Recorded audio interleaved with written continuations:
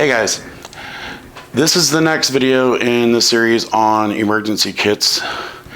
With us going into the winter season, and with this being coming up on the 9th anniversary of Snowmageddon, where 17 people needlessly lost their lives in Atlanta, Georgia in January 28th, 2014. People died because they weren't prepared to mitigate the cold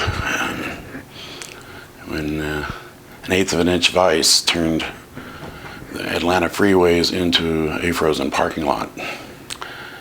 So I thought I would just put together a video to address how I deal with this and how I prepare for winter for me and my daughter and what I put together. So stick around for a minute and we're going to discuss cold weather car kits.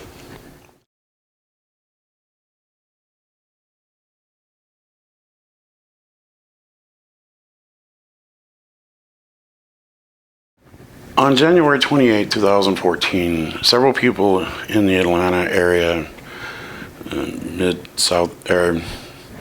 mid-Georgia, Alabama, the moisture came out of the Gulf, so it traveled at a diagonal line up through Alabama and into Atlanta, getting colder as it got further north. But the people that died because they didn't really understand winter in the South. Maybe they weren't that experienced with it. Maybe they were transplants, who knows, but they didn't really understand the dynamic here. This is, where we are here in Southeast Tennessee is the East Appalachian Temperate Rainforest, the southern tip of it.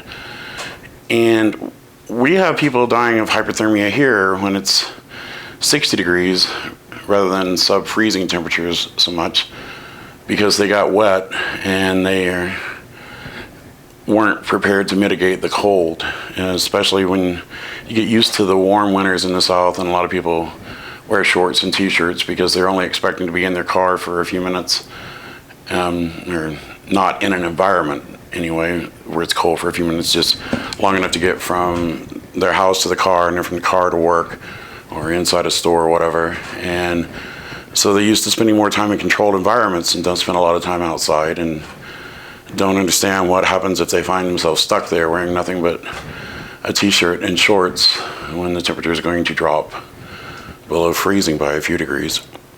And it's easy to mitigate that just by putting a quick car kit together. This is what I do for my daughter and I. It has dry socks.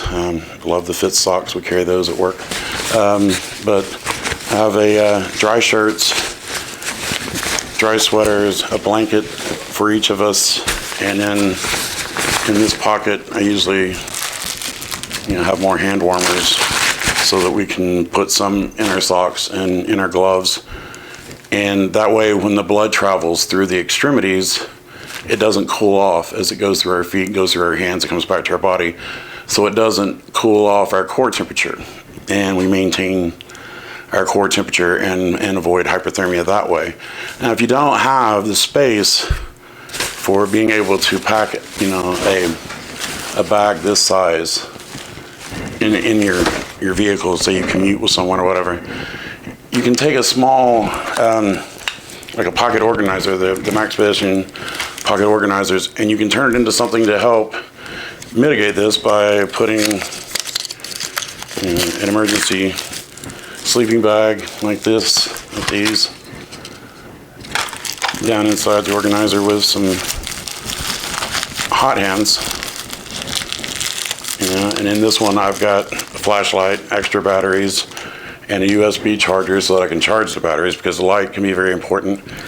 I've got the rip spool with the duct tape so I can tape up any holes in clothing or in my emergency blanket if it gets ripped, so I can hold on to heat. And this is such a small kit that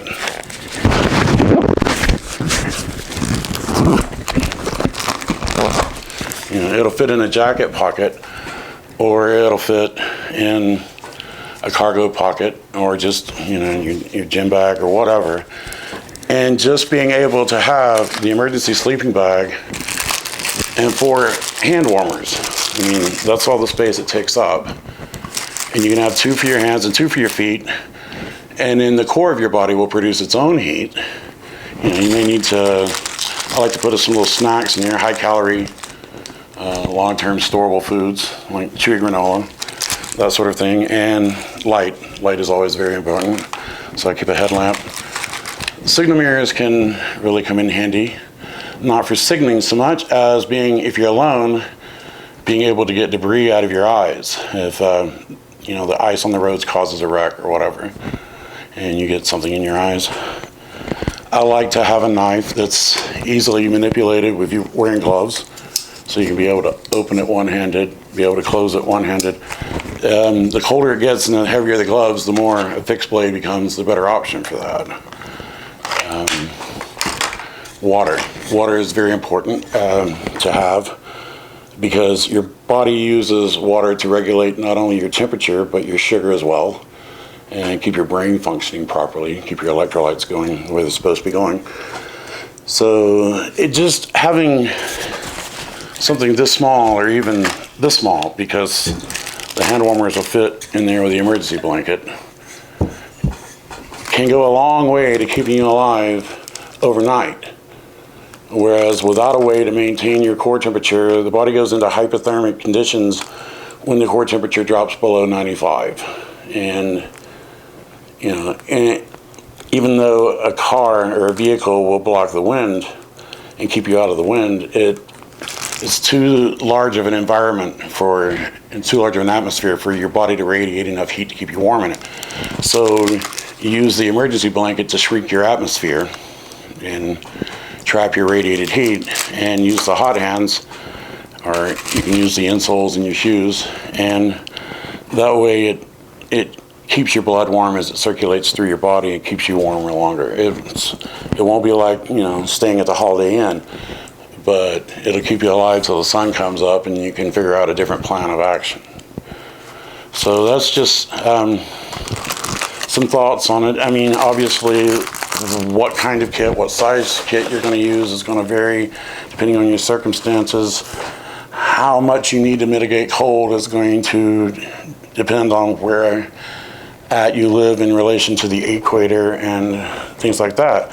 So a lot of this can be personal, but hopefully this gives you some food for thought into how to not become a statistic, and how to not die during a brief encounter with cold weather just because you weren't prepared to mitigate the cold weather or the dampness. That's one of the reasons I keep dry socks, dry clothes. I keep a spare old pair of shoes for each of us in the car, so if our feet get wet, that sort of thing. So hopefully that helps you understand some things about how the dynamic works here in the South. Here we don't have winter wonderland with white so much as we will have